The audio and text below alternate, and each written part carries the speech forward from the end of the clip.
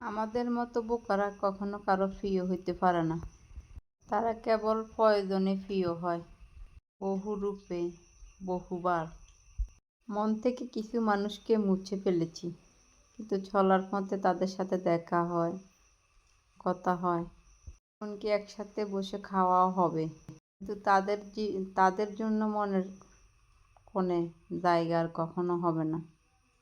কিসের আত্মীয় আর কিসের আপনজন? দেখেন, সারাটা জীবন আপনি দিতে থাকবেন, যখন একদিন দিতে পারবেন না তখন আর আপনাকে চিনবে না। কিছু আপনজন আছে অন্তরে বিষ, কিন্তু মুখে আলগা পিরিত দেখায়। আমি কত কেয়ার করি আপন মানুষের বাইয়ের প্রতি, বাইজিগো প্রতি, আসলে মুখের ভিতরে, অন্তরের ভিতরে শুধু বিষে ভরা, কিন্তু মুখে মুখে দেখায় আমি কতটা দায়িত্ব পালন করি, কতটা ভালোবাসি। এসব আত্মীয়র মাথায় হেলাম করেন 7 বার করি, এসব আত্মীয়র প্রয়োজন হয় না। যে মুখে আপনার জন্য মধু, অন্তরে আপনার জন্য বিষ।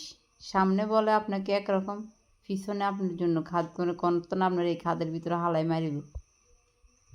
ঠিক আত্মীয় স্বজন এমন, কার কেমন জানি না, আমরা তাই দেখতেছি এমন। এই 30 টিয়া কি দেখছি 130 টিয়া, 30 টিয়া না, বা বিয়ে হোটেলে মানুষের কীভাবে তো ঠকা বলার বাইরে। আমরা সিনেমা লাগছাম নোয়াখালী রেলগেট দিকে, বাজারের দিকে যাইতে একটা রেল লাইনের লগে দোকান একটা আছে না, এই দোকানটার তাই খান 130 টিয়া কি টেনছি খান ওই চান।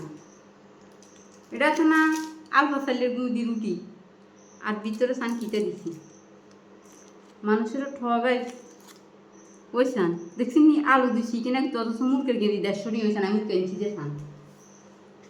এর রুটি চাইল 100 টিয়া রুটি দিই, 1 কেজি চাইলের গদি রুটি বানাইতে 100 আর চান চিকেন আসি নিয়ে না চান বালা করে না, 2-3 গে আলু 130 টিয়া লেগে গেছে। দেখছি নি কত ডাকাতি করে মানছিল, অথচ এই চান আমি মুখে এনেছি কত চান। তেল 200 টিয়া, 210 টিয়া, 200 টিয়া, অথচ মুরকে এনেছি 150 টিয়া কেজি।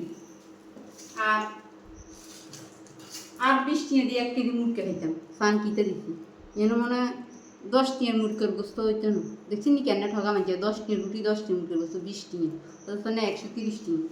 এইভাবে মানুষের ঠগায়, তারা যে ব্যবসা করে এই ব্যবসা বেশি দিন থাকতো না। অফ করে দিই।